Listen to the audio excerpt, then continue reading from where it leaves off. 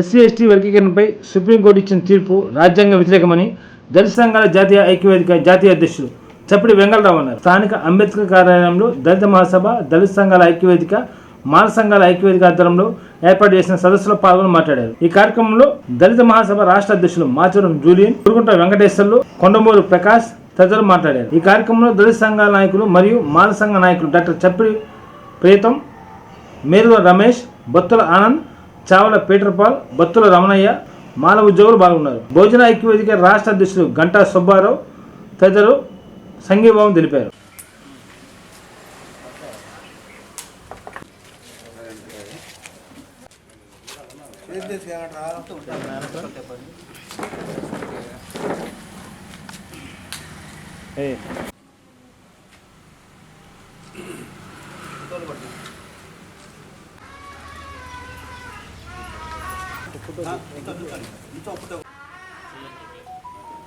అందరికీ జై భీములు. Supreme court SC ST వర్గీకరణ మీద ఇచ్చినటువంటి తీర్పుని రాజ్యాంగ వ్యతిరేకమని దళిత సంఘాల ఐక్యవేదిక నుంచి మరియు దళిత మహాసభ, మాల సంఘాల ఐక్యవేదిక నుంచి, ఎస్టీ సంఘాల నుంచి కూడా మేము నిరసిస్తూ తీవ్రంగా ఆ తీర్పుని ఖండిస్తూ ఈరోజు సదస్సు నిర్వహించడం జరుగుతుంది. ఈ సదస్సు ద్వారా మేము సుప్రీంకోర్టుకి, ఆయా పాలక పార్టీలకి తెలియజేసేది ఏంటంటే, ఎస్సీ ఎస్టీ వర్గీకరణ అనే అంశం ఈ పాలక పార్టీలు పావులుగా వాడుకుంటూ ఎస్సీ ఎస్టీలని ఓట్ బ్యాంకుగా మలుచుకోవటానికి వాళ్ళ యొక్క పాచికలు పన్నుతూ, అందులో భాగంగానే సుప్రీంకోర్టు 6:1 ధర్మాసనాన్ని ప్రలోభపెట్టి మోడీ తన అంతరంగ, అంటే పాలక పార్టీల్లో ఆంతరంగ భద్రత ప్రభుత్వాలు పోషిస్తూ ఉంటాయి. ఇక్కడ మోడీకి ప్రధానంగా ఆంతరంగిక భద్రత ఆర్ఎస్ఎస్ ఆ యొక్క భద్రతని అది ప్రోత్సహిస్తూ ఉంది. ఈ ఆర్ఎస్ఎస్ నేతృత్వంలో 6:1 ధర్మాసనాన్ని ప్రలోభపెట్టి మోడీకి ఇబ్బంది లేకుండా, మోడీకి ఎటువంటి ఈ యొక్క ఎస్సీల నుంచి ఎస్టీల నుంచి ఎటువంటి తలనొప్పి కలగకుండా ఉండటానికి ఒక తీర్పుని రాజ్యాంగ వ్యతిరేకంగా ఆయా రాష్ట్రాలకి అధికారాలు ఇస్తూ ఒక తీర్పుని చెప్పడం జరిగింది.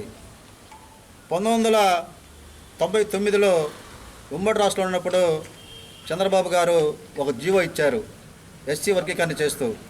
ఆ జీవోని సవాల్ చేస్తూ ఆ రోజు మాల మహానాడు సుప్రీంకోర్టు 5గురితో కూడిన ధర్మాసనానికి అప్పీల్కి పోగా, 5గురితో కూడిన ధర్మాసనం ఏ రాష్ట్రాలకు కూడా అధికారాలు లేవు, స్పష్టంగా తీర్పు చెప్పడం జరిగింది.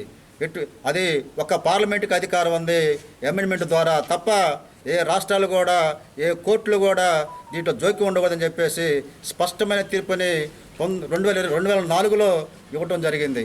అయితే 2004 నుంచి ఈరోజు వరకు సాధ్యం కానటువంటి ఈ యొక్క తీర్పు కోసం, ఈ వర్గీకరణ కోసం కొంతమంది ఉద్యమాలు చేపట్టి కోర్టులకు అప్పీల్కి పోగా, నిన్నగాక మొన్న మోడీ గారు నేను చట్టం తెస్తాను, పార్లమెంట్లో చట్టం తెస్తానని చెప్పినటువంటి మోడీ ధైర్యం లేక, పార్లమెంట్లో అమెండ్మెంట్ని ఎదుర్కోలేక, లోపాయకారితనంతో తన మీద ఏమీ లేకుండా ఉండటానికి రాష్ట్రాలకు అధికారాలు ఇస్తూ ఈ యొక్క సుప్రీంకోర్టు ధర్మాసనాన్ని 6:1 ధర్మాసనాన్ని 7 ధర్మాసనాన్ని ప్రలోభపెడితే త్రివేది జడ్జి గారు ఈ చట్టాన్ని వ్యతిరేకించారు. స్పష్టంగా చేయటానికి లేదు, మనం తీర్పు ఇవ్వటానికి లేదని.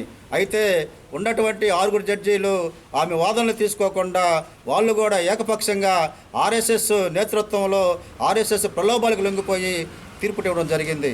మేము ఈ సందర్భంగా తెలియజేసేదంటే, ఇక్కడ అసలుకి రాజ్యాంగం అమలవుతుందా లేదా, ఎవరు అంటే సుప్రీంకోర్టే సుపీరియరా, రాష్ట్రపతి ప్రధానమంత్రులకు ఎటువంటి అధికారాలు లేవా, ఎవరు కూడా లేకుండా సుప్రీంకోర్టే పరిపాలన చేస్తుందా, భారతదేశం మొత్తం కంట్రోల్ సుప్రీంకోర్టు చేస్తుందని చెప్పి మేము ప్రశ్నిస్తూ ఉన్నాము.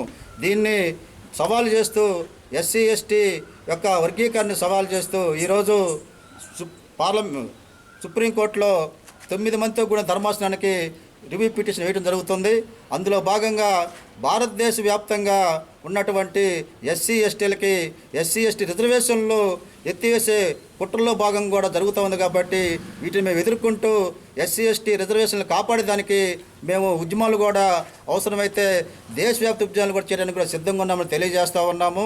రిజర్వేషన్లు పెంచండి, రిజర్వేషన్లు పెంచేదానికి మేధావులు ప్రజా సంఘాలు మద్దతుగా ఉండాలి తప్ప యొక్క కులాలను విడగొడటానికి మాత్రం ఎవరు కూడా ప్రోత్సహించకూడదని చెప్పి మేము తెలియజేస్తూ ఉన్నాము.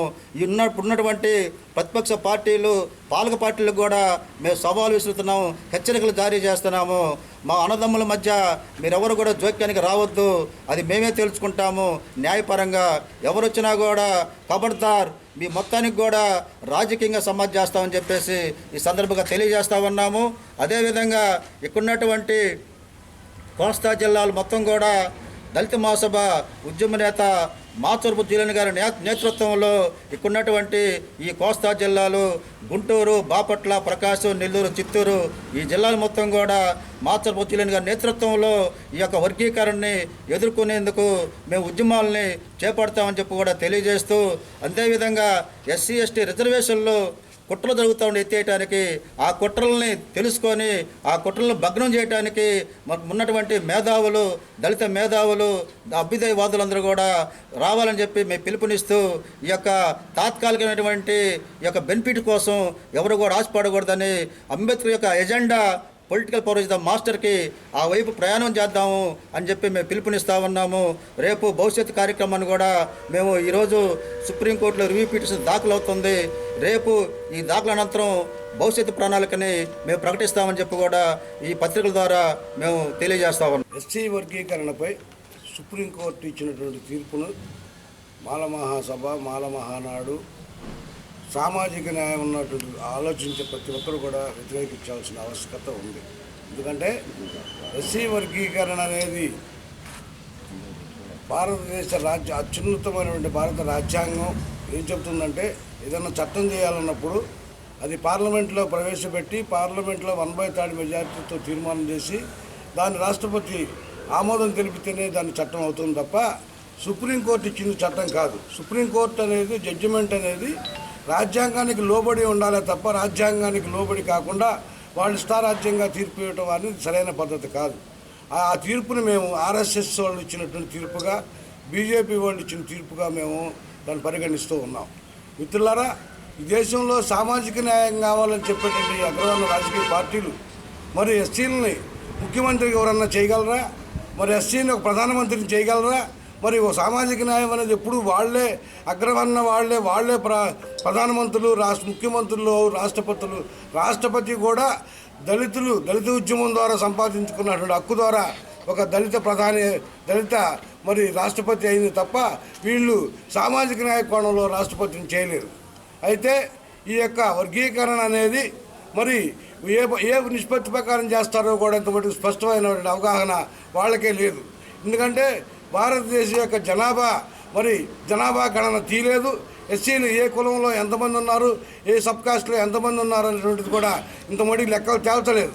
ఎందుకంటే భారతదేశంలో ఇప్పుడు ఎస్సీ జనాభా మరి గతంలో ఎప్పుడో 15% రిజర్వేషన్ ఇచ్చారు.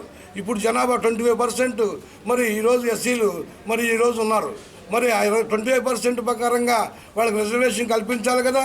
మరి ప్రైవేట్ సెక్టర్లన్నీ కూడా మొత్తం కూడా ప్రభుత్వ ఖజానాతో నడుపుతున్నటువంటి సంస్థలన్నీ కూడా మరి వాటిల్లో కూడా రిజర్వేషన్ పద్ధతి పెడతారా? మరి నిజంగా అదే పద్ధతి ఆలోచిస్తే మరి అందులో ఉన్న అంత కూడా అగ్రవర్ణాలు ఉద్యోగాలు చేస్తూ మరి ప్రభుత్వ రాయితీలన్నీ వాళ్లే పొంది వాళ్లే యొక్క ఇండస్ట్రీలు పెడుతున్నారు తప్ప మరి అక్కడ ఎస్సీ ఎస్టీలకి ఏమాత్రం న్యాయం జరగటలా. మరి అలాంటప్పుడు సామాజిక న్యాయం అనేది మరి ప్రైవేటీకరణలో కూడా మరి ఎస్సీలకి మరి సరైన ప్రాధాన్యత కల్పించి అక్కడ రిజర్వేషన్ ఇంప్లిమెంట్ చేయాల్సిన బాధ్యత లేదా? మరి వాటిపై ఎందుకు మాట్లాడరు? ఇది మోడీ యొక్క రాజకీయ ప్రయోజనం కోసం వాడుకున్న వర్గీకరణ తప్ప ఇది నిజంగా దళితులకు న్యాయం జరగదు. ఎందుకంటే ఉత్తరప్రదేశ్లో మాయావతి మరి పోరాటం చేసి రాజ్యాధికారాన్ని సంపాదించి దళితులకు ఎన్నో హక్కులు సంపాదించింది. మరి ఈరోజు ఆ మేడం గారు కూడా ఈరోజు వర్గీకరణ మేము ఇష్టపడలేదని చెప్తున్నారు. మరి పాస్టాన్ కొడుకు ఈరోజు మరి ఎన్డీఏ గవర్నమెంట్లో భాగస్వామ్య మినిస్టర్గా ఉన్న ఆయన కూడా ఈ వర్గీకరణ సహేతుకంగా లేదు, దీన్ని మేము అపోజిస్తున్నామని మరి ఆయన కూడా మాట్లాడటం జరుగుతుంది. మరి ఈరోజు మరి జరుగుతున్నటువంటి పరిణామాలు ఈ రాజకీయంగా దళితులు ఎక్కడ రాజ్యాధికారం కోసం చూస్తారో ఆ రాజ్యాధికారం కలిసి చూడకుండా ఉండటం కోసమే ఈ వర్గీకరణ పేరుతోటి మరి ఈ రకంగా దళితులని ఏకంగా కాకుండా వర్గాలుగా విభజించి రాజ్యాధికారాన్ని పరిపాలించాలని చేస్తున్న కుట్రలో భాగమే ఈ ఏబిసిడి వర్గీకరణ. కాబట్టి ఈ ఏబిసిడి వర్గీకరణకు వ్యతిరేకంగా ఈ దేశంలో ఉన్న మానవులందరూ కూడా ఐక్యతమై మరి కొంతమంది ఉద్యోగాలు పొంది పేబ్యాక్ ఇన్ సొసైటీ అని సొసైటీకి ఉపయోగపడకుండా వాళ్ళ ప్రయోజనాల కోసం వాళ్ళు పాకులాడుతున్నారే తప్ప మరి ఈరోజు పేబ్యాక్ ఇన్ సొసైటీకి ఉపయోగపట్ల వీళ్ళంతా కూడా ఏకమవ్వాల్సిన ఆవశ్యకత ఉంది. ఈ దేశంలో మొత్తం కూడా ప్రపంచం ఉన్న ఆంధ్రప్రదేశ్ భారతదేశంలో ఉన్న ఎస్సీలందరూ కూడా ఒక తాటిపైకి వచ్చి ఈ వర్గీకరణని వ్యతిరేకించి రాజ్యాధికారం దిశగా పయనిస్తారని, దీనికోసం భవిష్యత్తులో భారీ బహిరంగ సభలు ఉద్యమాలు చేసి దీన్ని ప్రతిఘటిస్తామని చెప్పని దళిత మహాసభ సందర్భంగా తెలియజేస్తూ భారతదేశ రాజ్యాంగ నిర్మాత డాక్టర్ బాబాసాహెబ్ అంబేద్కర్ ఆయన రచించినటువంటి రాజ్యాంగాన్ని అవహేళన చేసేటువంటి ఆలోచనలో ఈరోజు బీజేపీ గవర్నమెంట్ ఎస్సీ వర్గీకరణని ఒక ఆర్ఎస్ఎస్ తీర్మానంగా జడ్జీలతో ఒక కమిటీ ఏర్పాటు చేసి అక్రమమైనటువంటి తీర్పు ఇవ్వడం. దీన్ని 1997-96లో ఆ రోజున ఎస్సీ వర్గీకరణ చంద్రబాబు నాయుడు చేసినప్పుడు ఆ రోజున ఏకదాటిగా మాలలో 5 లక్షల మంది సెక్రటరియట్ ముట్టడి, చలో హైదరాబాద్ సెక్రటరియట్ ముట్టడి చేసి ఆ రోజున సుప్రీంకోర్టు ద్వారా దీన్ని రద్దు చేయడం జరిగింది. ఆ యొక్క తీర్పును సుప్రీంకోర్టు తీర్పుని పక్కన పెట్టి ఈ రోజున బీజేపీ గవర్నమెంటు ఒక కమిటీని ఏర్పాటు చేసి ఒక అక్రమైనటువంటి వక్ర రూపంలో ఈరోజు తీర్పియటం అనేది హేయమైన చర్య. మరి డాక్టర్ బిఆర్ అంబేద్కర్ రాజ్యాంగంలో పొందుపరిచినటువంటి రిజర్వేషన్ని ఆ రాజ్యాంగానికి అవరోధంగా ఈ రోజున ఈ యొక్క వర్గీకరణ ఇష్యూ జీవో పాస్ చేయడం జరిగింది. కానీ దీన్ని రివ్యూ పిటిషన్ ద్వారా మాల మహానాడు వేస్తున్న క్రమంలో విజయం సాధిస్తారని చెప్పి తెలియజేస్తారు.